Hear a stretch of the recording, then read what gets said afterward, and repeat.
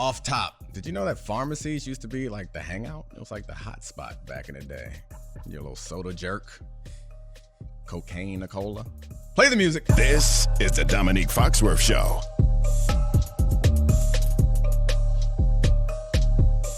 What up, Charlie? How's it going? Good. I don't want to dilly-dally. Let's get to, well, first of all, the topic for today's show. I think we're going to do a deep dive. A lot of people are talking about the process. We're at the 10-year mark of the process. The Sixers just got put out. And I think the conversation about how well the process worked or didn't work has been simplified. I think we should investigate it. But before we get to all that serious stuff, let's start with the DM that you received this weekend. Yeah, a lot of people, a lot of you were very helpful in letting us know that, one, you cannot smoke meth out of a corncob pipe. So good to know. Questionable if a leprechaun can. Magical powers. TBD. But I also received this DM from a listener that will remain anonymous, and I'm just going to read it for you. Story about someone smoking too much out of a corncob pipe. No meth, but a funny story. I came back after the summer my junior year smoking weed in a corncob pipe with tobacco, and no one said anything because they just figured I was a weird dude that smokes tobacco out of a corncob pipe. 2004, no one said shit. My roommate comes back and abused the privilege. This is a man who worked on the last space shuttle project. He worked at Corning. He's an engineer. He's steady making bake. We go to an Humphreys McGee show back when they were doing college bars. When the show ends, I can't find my boy, so I wait for him outside, and I get a call from the bouncer from his phone telling me to come get him. They said they found him curled up in the back of the bar. I found him with his pants around his ankles trying to poop at a toilet that had no walls. The amount I pleaded for help that never came and the parts of his body that I saw is the reason why I don't have kids. No meth, but the corncob pipe won. To be clear, the reason why we're talking about this is because I made a joke last week that the Celtics mascot shouldn't have a corncob pipe. Like, we wouldn't allow a mascot to walk around with cigarettes. So, like, why we have this corncob pipe? But we got some stories out of it. I don't know if there's anything else to comment on that story, but I just felt like the listeners need to be rewarded for sending us such a great story. It's just tremendous. I mean, we are days away from us doing this podcast, both with corncob pipes dangling out of our mouths. I can't wait. All right, order it on Amazon. So the process. Mm-hmm. A lot of people hate the process, so today is a day for them to celebrate the failure of the process. I am one of the people who hate the idea of the process. So if you don't completely understand the process, it's the 76ers' strategy for becoming successful was just suck really badly. Right. I feel like aside from just how unseemly and ugly it is, like, there's a bit of an understanding between organizations that it feels like this cartel of teams or league is financially viable because we all understand the reasons why we're here. We're all going to try to put a good product out there. If one team decides, we're going to game the system. Right. To me, that feels like they are then freeloading on everyone else. So that, on an ownership level, I feel like is offensive to me. And I understand that there are times when you want to rebuild and you may not put your best team out on the floor. But the idea that you could systematically, like the plan was for the 76ers, was just lose and lose and lose and get rid of any useful assets that seem promising and just try to be terrible until you finally stumble on a couple of key pieces. It sickens me. So I think there are two ways to look at the process. Okay. There is Sam Hinkie's process, which lasted from 2013 to 2016. And then there is the post-Hinkie process, which has been centered around Joel Embiid as their focal point superstar and his playoff successes as failures. When I look at what Sam Hinkie did, I think at the time, before they flattened the lottery odds, if you were a team in purgatory in that 8 to 10 range, that is the best way, unless you're a Los Angeles-based team that can just get a superstar at the snap of your fingers, to rebuild the team. In 3 years, from 2013 to 2016, that a team that was built around Drew Holiday, Thaddeus Young, Andre Iguodala, in 3 years, they turned those assets into Joel Embiid, Ben Simmons, Jeremy Grant, Dario Saric, Robert Covington, with the looming picks that would become Markelle Fultz, which could have been Jason Tatum. Yeah. To your point, So they went 1-21 to start the season, and the NBA essentially fired Sam Hinkie and put in Brian Colangelo, who then had the burners, and then everything went crazy. But on its face, the concept that the process failed them is incorrect, because it wasn't just about losing. Yeah. It's about acquiring as many assets with high ceilings. Right. Yeah. So the process worked from that standpoint. Yeah. I think at a certain point they had 2 number 1 overall picks and 2 number 3 overall picks in a span of about 5 or 6 years. So yeah, if that's your goal, then it worked. So I think it's an argument. Anyone who's saying that the process was ineffective as far as getting star talent there is just being disingenuous. I think the process worked because there's no way it couldn't work. Like, you look at it, it makes perfect sense. It has to work. Did it lead to a championship? No. So like, from a strategic cold computer video game way of looking at things, yes, the process worked. I think I listened to Bill Simmons' podcast, and he made an argument that I've always made about why tanking would never work, or extended tanking would never work in football. Right. It's because the culture of the team is something that matters in football. Is very hard to change. I think in basketball it's a little different, but I don't think anyone's ever tanked as aggressively and openly for as long as the 76ers did. So there's an argument. I think the point he was making was they just destroyed their culture in this process, and it's hard to bounce back from. There's an argument that this is the only team that's ever been this committed to being trash for this long, and then that stink hangs around. There's also a more fun argument to say they've offended the basketball gods, which is how I feel, and that they are being punished for that because it's just gross. It's just gross. My thing is, like, the cultural demise of the 76ers, to me, that the exact pinpoint mark that I would say where everything went downhill is when the general manager that the league put in place to replace Sam Hinkie is using burner accounts to attack his star players. Yeah, that's a bad situation. And then you have Daryl Morey, who's been a great GM. He has been a great GM in the NBA. Mm-hmm. He built the only team that could go toe-to-toe with the Kevin Durant Warriors. And that is a magnificent achievement, because them winning the title was a fait accompli. They were the best team in the history of basketball.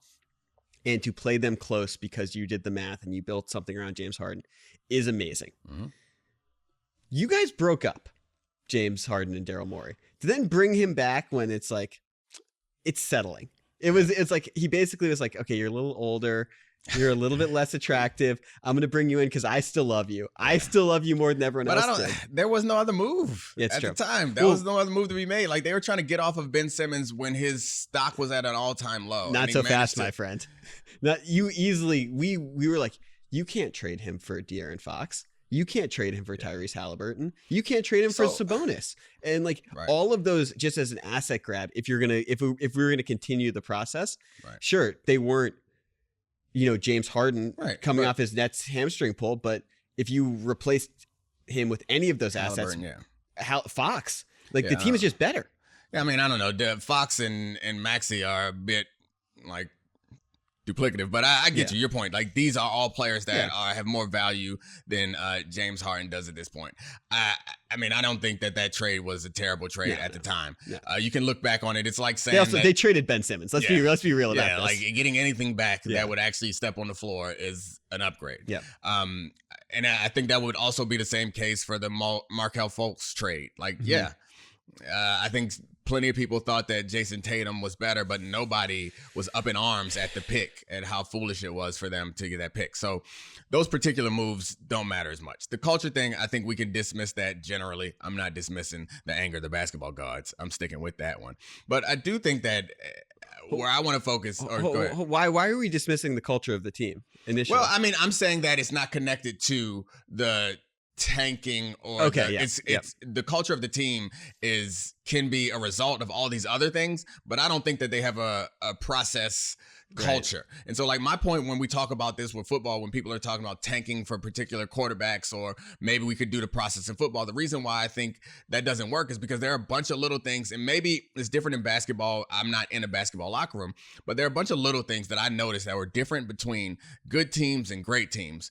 There are like understood practices. And that's what I think, like, when I say culture, that's what I think about culture. It's like the things that we do. Yeah. And that are like obligatory. Like, yes, these are things that we do, like extra film study, finishing plays. Like, these are small things that you don't necessarily pick up. And like being responsible away from the field. These are a lot of things that I think are ingrained in culture. When I showed up at the Ravens, that's one of the places where I was like, oh, there's a culture here. Yeah. There were like weird ways to enforce the culture. I think I told you this story about F him. Did I tell you that? No. Okay, so we had this thing with the Ravens, or they had it when I got there, where when somebody new showed up, you would give them a him. So whenever you got there, when I signed as a free agent, my first team meeting, they're like, hey, this is Dominique. I stand up. This is Domonique Foxworth. Everybody know him. And like, welcome to the team. And everybody like claps for you, whatever. You sit down. And then someone amongst the players were like, let's give him a him. And then everyone will go, him. And then we moved on. And no matter who came in, as a free agent, number 1 draft pick, when we got draft picks in, we're like, all right, stand up, introduce yourself. And they're standing, introduce yourself. They're all happy, meet the team. Him. And that's like a small thing, but like at the time, I'm like, that's cute, that's funny. I'm not thinking about it, but I'm looking back on it, it's like, no, this is a thing that you want to you level the playing fields. Like everybody here, it doesn't matter who you came from, and they do the same thing. If one of our players got an award, we'll celebrate the award. Somebody was a player of the game, celebrate them. But you're still getting to him. Yeah. And that's a cultural thing where it's like we have the same expectations all around. And so while the 76ers didn't have anybody there long enough or anybody there, and that's why you say you want like veteran locker room presences. Like that's what you're talking about. Yeah. And with Ja Morant in the news, we could talk about the lack of presence that they have down there. But those are the type of things that I know. Well, yeah, and that's like exactly like that's sort of, and like unless we want to say the culture on the team with Joel Embiid as your superstar is the result of this process. Right. Unless you want to draw that as the tangible thing. We were texting during the game with Monica McNutt, and she was saying if the Sixers have any, this is when it was still close in the third quarter before Tatum poured it on. If they have any chance, it's going to have to come from PJ Tucker actually like lighting them up in a timeout. Yeah. That is an indictment of Joel Embiid and James Harden. And like the Harden thing, I don't think we need to do a full career retrospective of the amount of times that he has just sucked and not showed up. And I hate that though, by the way. I mean, not just generally, it's something that I don't like is like saying a player is not clutch. He's not clutch. I know. That's why I hate it, because this seems to be the case that disproves my general position is that there's not, and I mean, I know there's like science behind what happens to your heart rate in certain situations and whatever, and some players potentially can be better at controlling those things or focusing on other things or being more comfortable in a situation. I accept that to be true. But when there are top tier players, like I tend not to believe, one of the greatest scorers in the history of the game. I tend not to believe that there's top tier players who like been playing basketball their whole lives and then they just scared. I think it's like he obviously went away. Like we saw that during that game. He was just not a basketball player in the second half who wanted to be any part of the action. But the bigger thing is like, look, he built his entire career off of tricking the refs in the regular season into calling fouls so he could play the exact game he wanted to play, get the shots he wanted, get the amount of free throws he wanted. And like, I feel like your magnum opus on basketball is that's two different sports between the regular season and the playoffs. And like, paragraph 1 in this essay is James Harden going from, 1988 MVP. Michael Jordan to a role player at best in playoff games because he can't draw fouls and contact's not thought of the same way. I wish that I think it's my personal like feeling about the players that makes it hard for me to say that, but you're right. I should adopt that into my argument about the regular season being very different from the postseason. But yeah, I mean, that's the one case that I can't defend where it's like, because I remember they did it to LeBron. Like LeBron's just not clutch, and that was a long time ago, way before his championships. And I was like, you guys are stupid. Yeah, it's this is just stupid, disgusting. To any of our listeners who haven't seen LeBron's highlights or stats from the 2009 playoff series against the Magic when all that clutch stuff started, he was prime Michael Jordan in that series. They still lost. Despicable. Well, I don't know. I think what's next for them is a big question. What happens with is Doc back? Is Harden back? Nope. Does Embiid demand a trade? So you said nope to Doc and Harden. I think you're right about Doc. I don't know if you're right about Harden. We got Woj saying that there's very serious interest in him going back to Houston. That seems like a done deal. Yeah. I mean, I don't know. I guess we'll see. It's all probably who gives the most money. But I mean, if he wants to avoid all pressure situations for the rest of his career, that's the place to go, unless they get Wembanyama in the draft. The question for me about this is, if we want to talk about a repudiation of the process, is Joel Embiid the guy? And Philly has adopted him as, like, I don't know, their favorite athlete since Iverson. And he's someone who complained and complained and complained until he won an MVP this year, then complained about winning the MVP because it put too much pressure on him in the postseason. He's either been hurt, poorly conditioned, or bad in the majority of the like payoff games in his postseason career. And he's going to be 30. He's a million feet tall. And are we going to get to a point where the bloom is off the rose with thinking Joel Embiid is someone who's going to be an A1 guy? This is the hardest thing to do. So, like, I'm not ready to move on from Joel Embiid. I assume that Philly's not either, because it's impossible to find players that are that good and that talented. Hall of Famer. But these are the questions, I guess, that you have to ask to be ahead of. It's like disruption theory in that if you have a successful product and someone else builds a low end version of it and you're like, oh, that's not good enough to beat us, eventually it catches up and passes you, and then it's too late. You should have bought it when it was small. And it's a real kind of convoluted analogy, but in this situation, a player like Joel Embiid, even if he doesn't demand a trade, if someone has the foresight or the credibility like Daryl Morey to be like, actually, this ain't going to work here, this will be the time to move him for max assets if you wanted to move him. This is crazy. How did we end up here? I don't think you can move him, but when it goes bad, it's going to go really bad for him. When he falls off a cliff, he's going to, you know that picture of Patrick Ewing guarding Hakeem Olajuwon when Patrick Ewing is on Orlando and I think Hakeem's on Toronto? Like, we're going to see Orlando Patrick Ewing with Embiid when it goes bad. I mean, the bigger thing with me is that, like, even if you don't want to give up on him, you have to assess him as a different player than you thought he was a couple weeks ago. Like, you just have to. This is years and years of information that you expect someone who's a top 4 player in the NBA for 3 consecutive years to not absolutely suck when the lights are the brightest. Yeah. I mean, I think it's absurd even to put on the table that they might get rid of him, but that is the type of thinking, because all these things happen too late. You know, like the Ben Simmons, trading Ben Simmons happened too late. Yeah. They held on for too long. Like, it tends to be the case that it happens too late. But the 76ers are in a bad spot given their history of processing. They can't, like, trade him for a bunch of picks again. We're back in. We're hoping we get Vic. They also gave up their picks in the James Harden trade. Oh, that's right. They don't. Which is makes it much more complicated. Like, they're in a really tough spot because they have a limited window to build a team around Embiid. And if we no longer think that, or I shouldn't say we no longer think he can, we have zero proof he can so far that Embiid can be the guy who can actually dominate playoff series. Yeah. I mean, and we're not talking he has to be Michael or LeBron. Mm-hmm. We're saying, like, he has to play at a level like Jokic and Giannis, the people he's compared to. And he has not done that in his postseason career, ever. Fair. All right. Well, I'm done listening to you hate on Embiid. Stop flopping. You're 290 pounds. All right. We're going to get to Roses and Thorns eventually. But before that, I want to bring in David Dennis Jr. to help me discuss the Ja Morant stuff. And Charlie, stick around, please. What's up? David Dennis Jr. joining us as promised. Charlie, where are we going? We are going to start with Ja Morant. Got a question for you guys. How do you feel about what happened with Ja and his suspension, and where do you think this is going? Oh, that's good hosting. You look like Pat Sajak. No, he's not really a host. I shouldn't have done the finger guns there. It just came out. That's just terrible. All right. Yeah, this is a serious subject, but it's been going on for so long that we're at a point now where it is also kind of funny. And fortunately, nothing terrible. Too terrible has happened yet.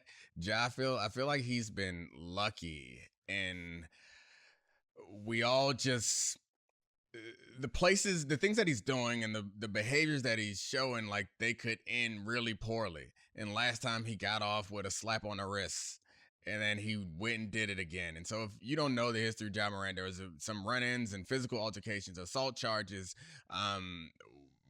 and then while all this is swirling around Ja Morant, he goes on Instagram Live and dangles a gun at a Denver strip club, I think it was. Yeah. And then he gets suspended, and he comes back and tells Jalen Rose that he's all better and he wants to take responsibility of his life. We forgive him essentially, and he goes on. They're playing in the playoffs. They're running Ja Morant shoe commercials. It's like nothing ever happened, and then they get put out of the playoffs. And then this weekend, he's on live again, dangling a gun, swinging it around, and then the league has suspended him indefinitely this time. So that's the background. David Dennis, make this make sense, please. Well, I think he would take umbrage with the idea of dangling a gun. This is a larger gun now. Yeah, this is not dangling anymore. This was not a gun that you dangle. So that's something that he I guess heard the criticisms of his last gun and fixed it. Made some adjustments off the court. Sad. So I went through like different places with this. Like I went on a journey when I saw this, right? At first I saw it and I was like, like, are we still going to do this? Like, this guy just likes guns. And to me, it felt like, this was my initial reaction. It felt like there are like these political folks who have legislation about like, let's keep shooting up, schools and all that stuff, who are wearing AK-47s on their lapels, right? And I was just sort of like, where is the Ja Morant in the grand scheme of that, right? And I wanted to do it was a little bit of whataboutism type of stuff, right? Admittedly. And then I just sort of like boiled down to, no, this guy's making bad decisions, and he's making bad decisions with a gun in his hand. Yeah. And like, that's just really just what it is. Like, a guy making bad decisions with a gun in his hand is never a good thing. I might take it a step further than that, and that it doesn't feel like he's making decisions. And I want to be careful about like trying to be a doctor, because I'm not, to a guy who I've never met. But it was at the first gun incident, or the first time when he was on live with a gun, that I stopped trying to like discuss Ja Morant as if he was a rational person, where I stopped saying, stop making these decisions, or stop saying he's just a young kid who's fallen into some power and money and don't know how to act. Because we said that about the several other incidences that he had, and while it was at his height, he did something even dumber. And so that happened, and I was like, all right, there's something more to this that I don't understand, and I'm not qualified to diagnose. And then to do that same thing less than a year, but less than 6 months later, to do it again, it's like there are some really, really major questions. They suspended him indefinitely. It should come with like some requirements to talk to some professionals, because there's something else going on here. This ain't like Iverson, like people try to make it out to be. This is not like when Jalen Rose said he remembers being like this also. That ain't it. This is a different type of situation that the NBA has not dealt with.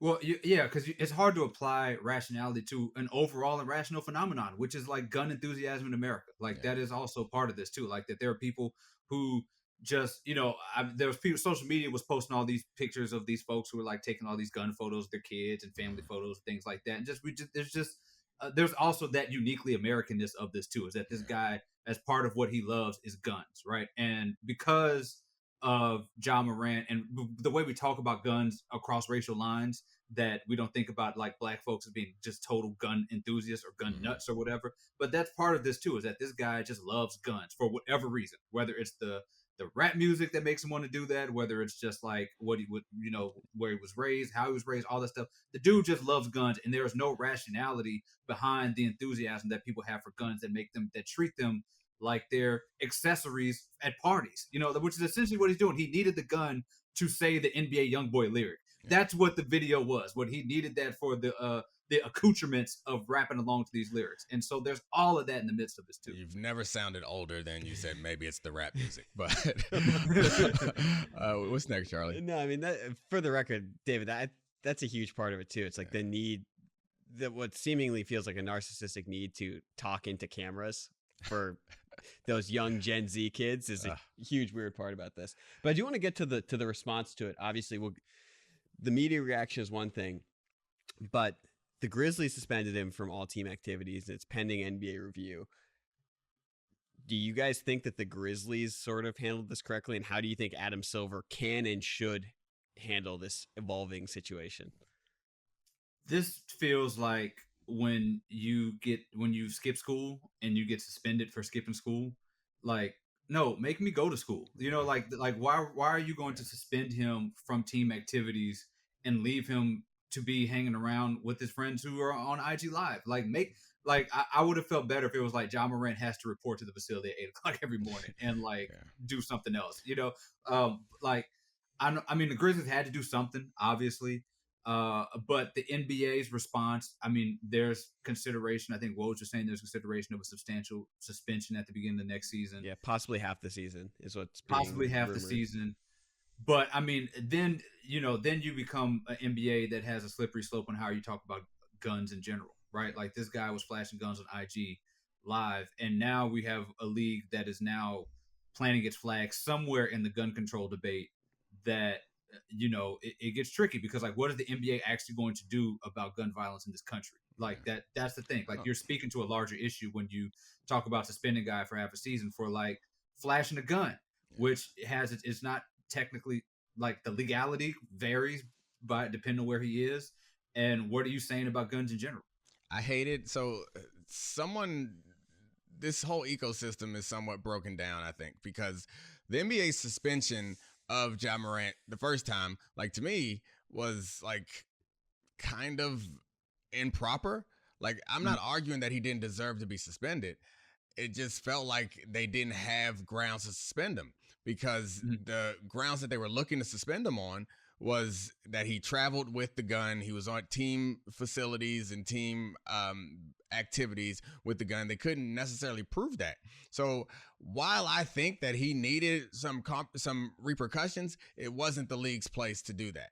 And I think the same thing happens now. So I guess it can be the team's place because he's an employee of the team. And the team's like, well, the way that you're behaving is something that we don't think represents us well. We can suspend you. So like, I'm always concerned, like with my union background, with like how much power you give to the league.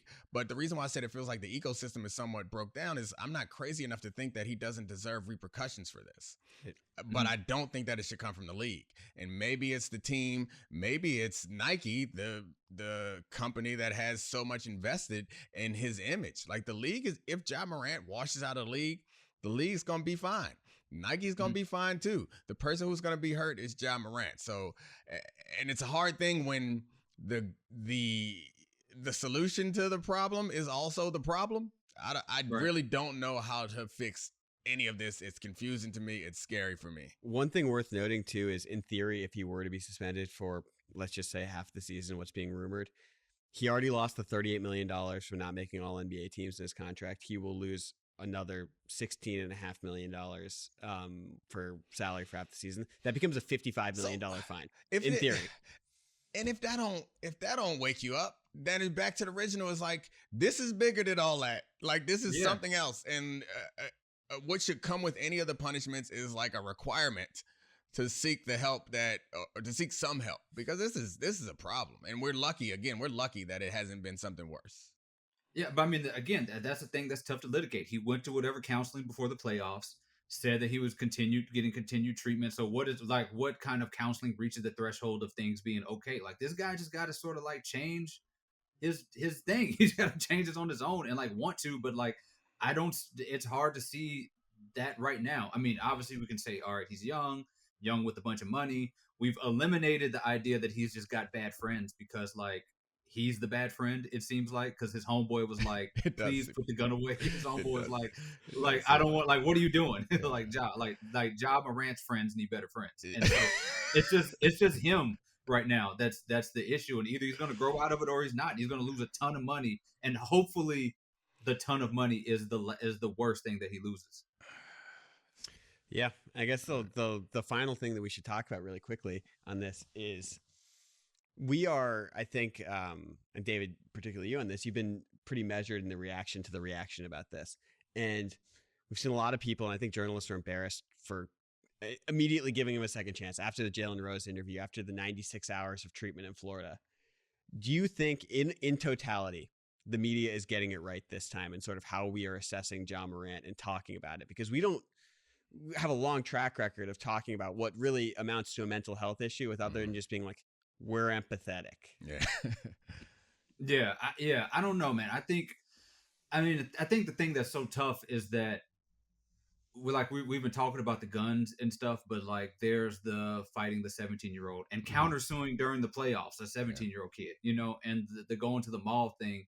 I mean, I think that one of the good things that, like, if this was 20 years ago, we'd be talking about like hoodlums and using that type of language and what he's wearing and what he listens to. I know I alluded to rap music, but he just likes NBA YoungBoy. But just like this is a hip hop problem, like I think that there's that good evolution, but we do not know how to talk about things like mental health or PTSD from coming from like the type of backgrounds that a lot of Black folks in this country come from. We definitely don't talk about the gun fanaticism in this way that we should talk about it and what that means globally, and for people who like, there are a lot of guys in the league or in general who flash guns like he does. They just don't put it on IG Live. Like, there's a gun thing in this country largely. So I mean, there's a lot of nuances that we're sort of missing out on, but I sort of lean towards the idea of giving folks grace, but man, he's sort of running out of it at this point. Yeah, I don't know. I mean, it's the point you made a few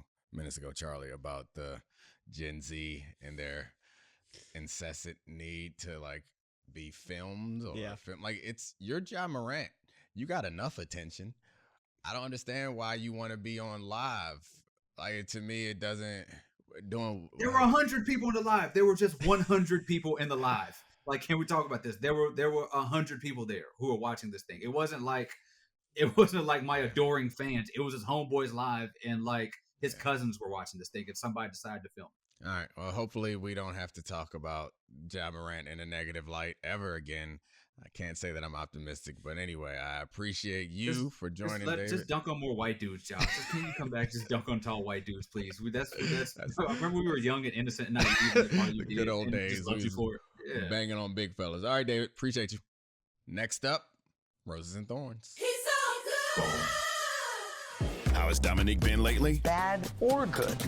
Let's find out. This is Roses and Thorns. All right, time for my favorite part of the podcast, Roses and Thorns, with my favorite podcast cast member and wife, Ashley Foxworth. Thank you. So, I mean, you're my wife for now. I don't know how much longer it'll last now that Jalen Hurts has his master's degree. I was so proud when I saw that. You don't know him. You never met him. You're not proud of him. But here's what I remember, right? I remember I watched like 2 college football games a year. And I remember back when he was playing for Alabama and they won a championship, right? And then the next year they were like, we got this new kid, by a kid who just won us a championship. I don't know if that's really what happened. That's not exactly what happened. But happened. that's how I saw it. And I like began to like feel for this guy who then had to like go to a different school. Maybe he wanted to, but I guess all just bullshit. This is all wrong. It's all bullshit. No. No, this I'm is exactly serious. What happened. No, your appreciation for Jalen Hurts has and nothing he's to. Sexy. Yeah, it has nothing to do with him I'm overcoming serious, obstacles. No, and he used to have dreads back then, right? He did. I did. You don't like him. Dreads. But I'm saying I remember who he was, and it was Tua that replaced him, right? Right. I remember this. I wouldn't know this if it weren't for the fact that I remember him back then, and he went to Oklahoma, right? Yeah. I remember all this. Oh, my point and then is, hold on. Is it true that? Okay, this part I might be lying about, but did his year, like once he went to Oklahoma and was like starting for them, did they play Alabama in like an end of the year game? I made that part up because in my mind I wanted him to have played Alabama. No, I mean he's had the last laugh. I mean, he's had the biggest contract and got his master's because he probably had a little extra school in that transfer situation or something. I guess second biggest now that Lamar has the biggest contract. Okay. But I like how they're just like each one. It's like, okay, now add a dime on. That's the tradition of quarterback play. It's always, and every year they have big arguments about, but this guy's not better than the last guy. But it doesn't matter. That's not how it works. You pay them more because the cap has grown, and now you have to pay them more. So, and I respect that as somebody who is married to somebody who is all about like players' rights and giving players what they want. Like, shoot, keep pushing it. Do you keep making it better for the next guys? I'm not worried. So if Jalen Hurts is walking down the streets, are you gonna yell at him like I was yelled at yesterday? No, I'm sure people don't yell at Jalen Hurts. They just yell at you. No. It was pretty funny. Okay, I'm sure a lot of people yell at Jalen Hurts, but I wouldn't because like I would be too cool for that. And I'm not like actually trying to get with Jalen Hurts, guys. Like obviously I'm happily married to this guy right here. I'm not insecure, and I don't think anybody who's watching this cares whether I am or not. So I'm not worried. But if I ever saw Lamar Jackson, I actually would ask for a selfie with him just because Declan loves him so much. Like I would just because I want to. But Jalen Hurts, like I'm sure Declan likes him. We might see Lamar this weekend. I don't know. That's we'll be in Baltimore. We're just gonna circle the city until we find him. Yes, we will. Speaking of that, you guys. Okay, this is like speaking of that, but I'm not gonna get to it for a few minutes as I often do. Yeah, they know you by now. They know that it's a meandering course that eventually gets to its goal, winding or road. doesn't. But it's a fun often ride. Often it doesn't. I don't know how fun it is, but often it doesn't get there. But we get somewhere else, or we cover a lot of other things. So. For those of you who watch on YouTube or follow Domonique's Instagram account at, what is it? Foxworth 20. I have no idea what your Instagram is. I think my Instagram is just my name, Domonique Foxworth. Domonique Foxworth. Yeah. He posts 2 stories a week now. Stories, not posts. Yeah, 2 stories a week. He's terrible. But it's to tell you that his podcast is to link you to the YouTube of his podcast. Basically, it's like you're welcome, what we talk Christina. About this week. Yes, but that is all he does. I'm like, so this isn't what she meant. Like you're supposed to be like doing better, and this is not really doing better. But so he said on there, and if you watch the podcast, he said, you see it that he goes into a studio now, and like so we're sitting together across from each other, whereas normally when I would do it, we'd be at home in different rooms. I said last week that it was the most beautiful episode we've done, but now like the quarterback contract things have changed. This is now the most beautiful episode that we have done because we added you. But anyway, and next week, like maybe I'll wear something different. Today I want to be cool. What do you mean, maybe you wear something different? I mean, I'll wear something different. Of course you wear something different. Normally when I do it at home, I wear like my exercise pants. Then right before it starts, I go throw on like one of my crazy sweaters or like a blouse or something. And so a couple times I had to, like the time we were playing Taboo, I had to stand up to get the Taboo, and I was like, oh man. But it's like those things you see when you laugh at people's like Zoom attire. I mean, it's that. Yeah. But today I was like, oh shoot, I have to wear jeans. Like shoot, I don't even have jeans that fit me. But anyway, back to my original point. We're here. And I'm sorry, not back to my original point. I'm going to stop at one of those other points first. Gotcha.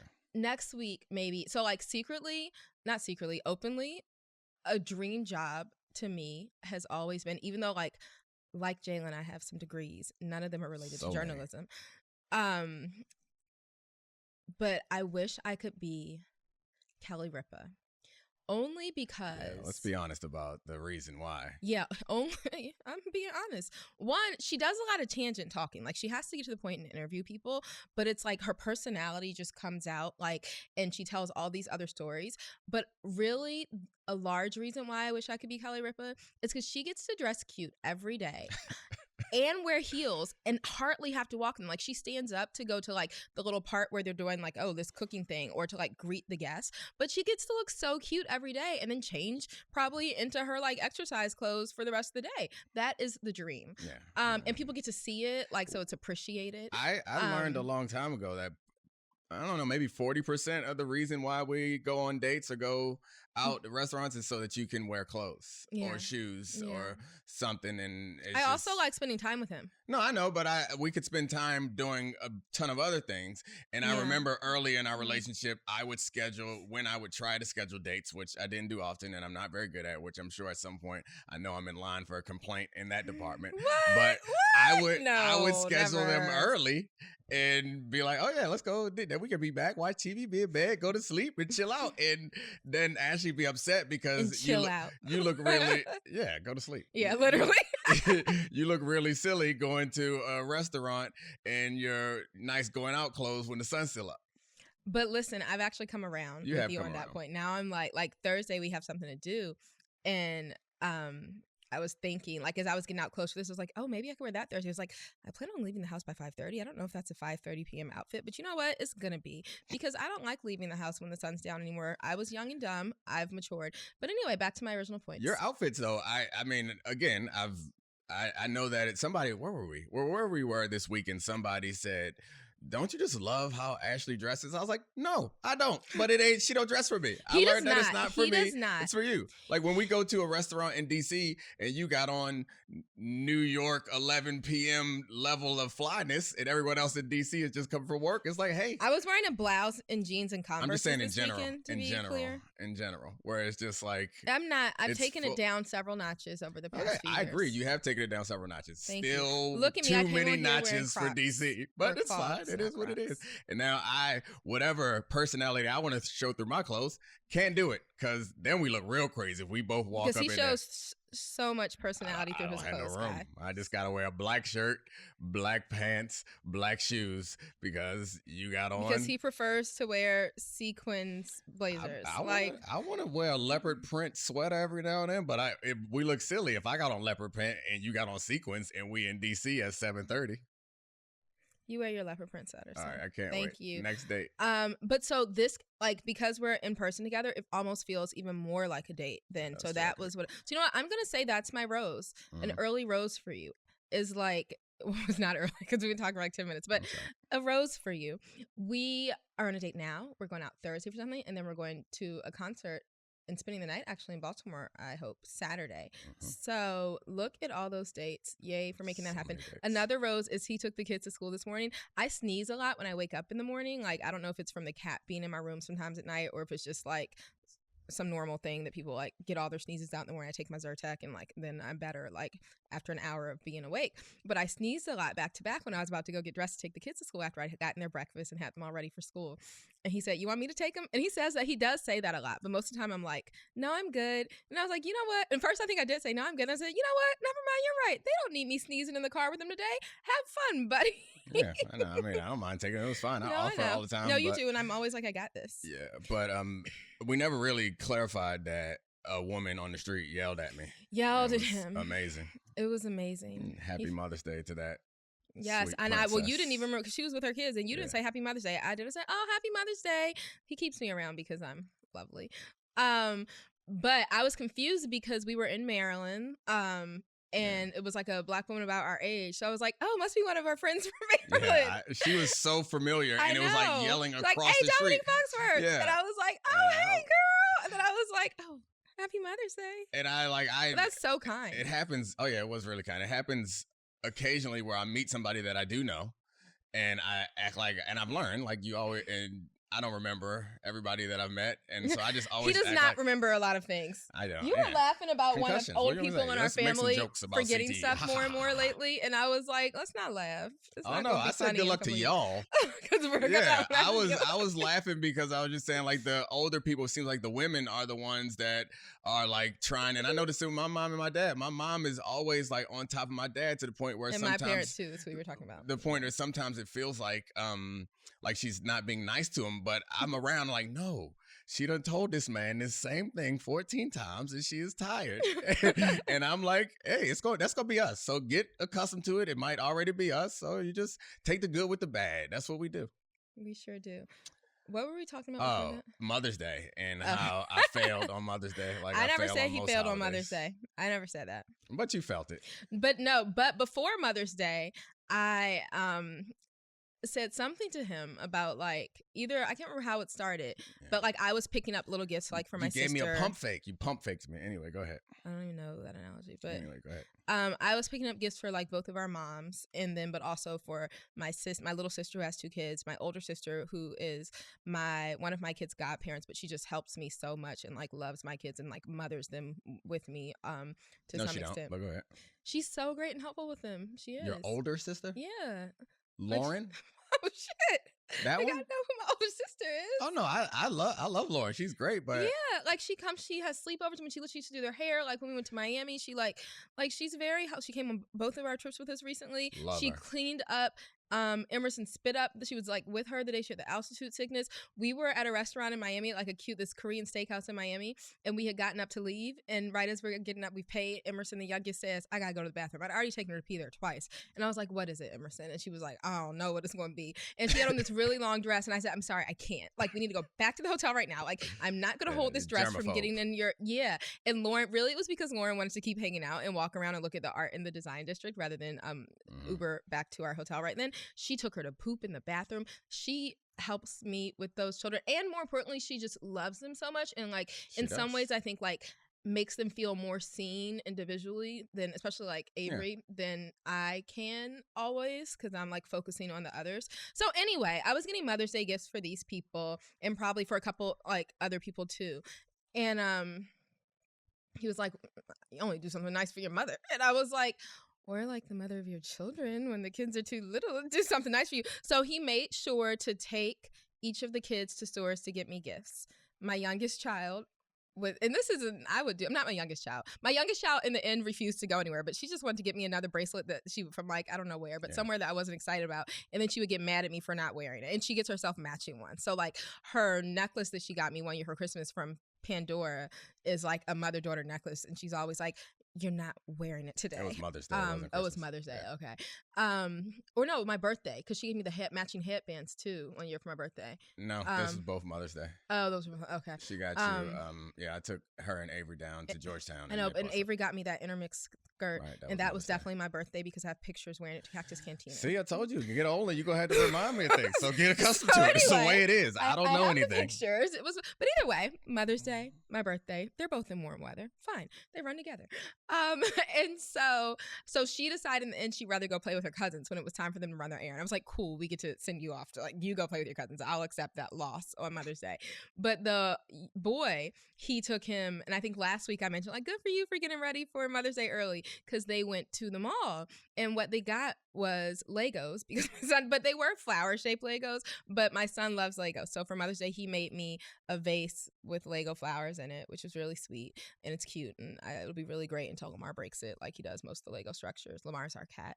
And then the oldest, she went with him to get me a gift, and she got me Lush products. Like a little mini thing of the Sleepy Gel and the Sleepy Lotion. But here's the thing about the Sleepy Lotion. One, she was pressured. She takes all of my products. So like before long, they'll just be in her room. But also she regularly uses in my bedroom. I have a huge thing of the Sleepy Lotion behind my lamp on my night table. So like, I didn't want to like be rude. I wanted to like hide it, but I'm like, you use it. Like I give it to you when we watch movies together. She's probably just like, I want one for me to have up in my room. So I'm going to give this. But so that was really sweet. Like he took them to do those things. But the day before Mother's Day, when we were talking about this, and he was like, why would I do something for you on Mother's Day? You're not my mother. I was like, true. You're just retelling it. It's such a terrible way. That's fine. You can retell your version later. It's already, story's already long enough. And okay, true. And I was like, so what, are we doing anything for Mother's Day? I'm just wondering, should I expect us to do anything? And we already had a dance recital for my youngest and then a football game for my son. So I knew like a lot of the day was taken with kids' activities. And then he's like, huh? So in the end, he went to the grocery store, which was very sweet, at like 1 a.m. Saturday night, Sunday morning, and got stuff to cook chicken and waffles for dinner with. So all right, swing and a miss. It's all right. I'm good at everything else. Thank you. Take the good with the bad. When I like to celebrate stuff, am I the type that likes to stay home, or do I like to go out? You like to go out? Oh yeah, I'm not arguing that I did a good job. I said I failed. It was just funny to me. I mean, I failed. And then this part is my fault too. Domonique is like, don't clean the kitchen, but like I knew he had work to do, and I see how like my daughter is the messiest little chef, and she was helping my husband cook. But like I was like, I have to like, and they fried stuff, and they tried different batters, so there were a lot of bowls, and I was like, he can't have to clean all this up. Like so then I was like, cleaned it up. I know, okay. but I felt bad. appreciate your help. It only took me 20 minutes. But I knew. I'm saying that part's on me. This is a difference between me and you that I brought up when we were having a conversation the other night. Is I'm wrong sometimes. Come up short. I'll be like, hey, I'm wrong. I came up short. It's something that you struggle with. When it's like just being like, I was wrong. It feels like never being, or you have never been wrong in the history of any discussion we had, because you are very smart and you shift the argument just enough to find ground where you can win. Reminds me of our son. And I'm like, okay, I guess on that point, yeah, I guess you're right, but that ain't what we talking about.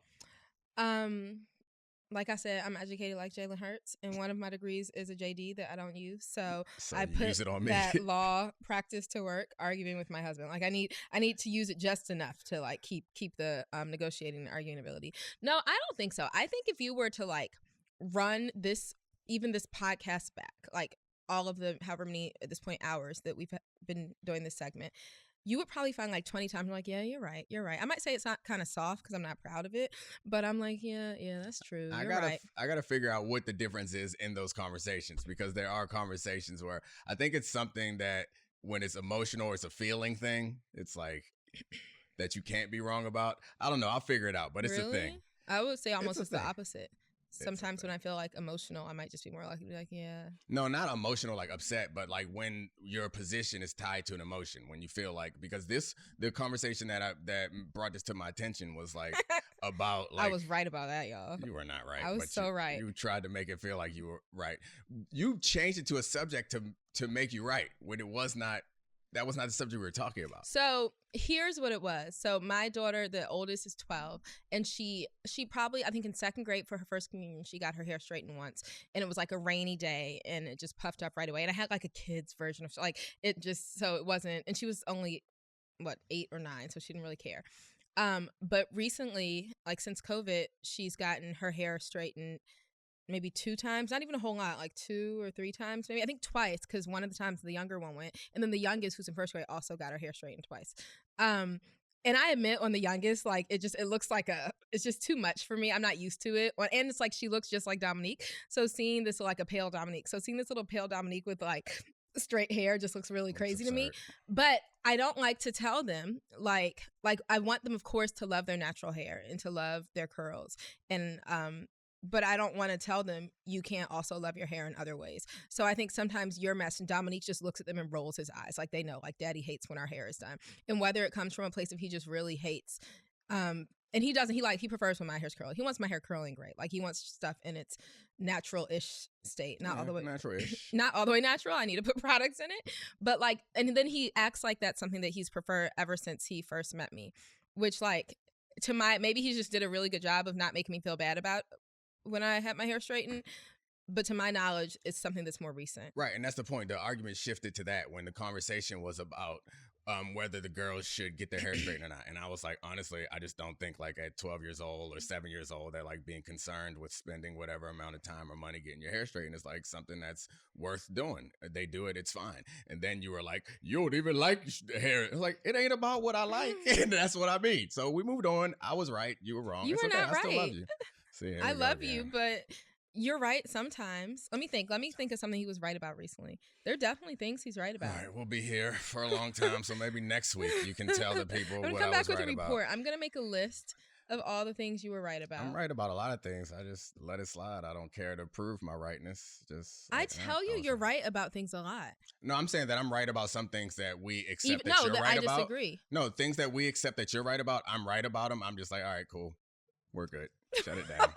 I mean, I'm not going to waste my time having this argument. It's whatever. It's fine. Okay. I love you. I love you too. Till next week. Our first of several dates this week. All right. Well, thank you. Thank you, Charlie, for doing the show earlier. Thank you, Sarah and Christina, and obviously all the wonderful people here at Podville who made this place look incredible. I have a question. With that. Can we interview someone here one day? Yeah, who are we interviewing? Jalen Hurts? I wish he would come on here. It's like, I don't. That would just be really awkward, guys. It's like it wouldn't be because I'm not a professional, but I would keep myself together. No, just so I can really have the full Kelly Ripa experience. Sure. Okay. Okay. Next week, we'll have a guest. Oh my God, who's it going to be? Charlie. I was like, who can we find to come do this? I don't know. We can find somebody. As you know, people yell at me in the street. I'm kind of a big deal. All right, bye. Bye. This is the Domonique Foxworth Show.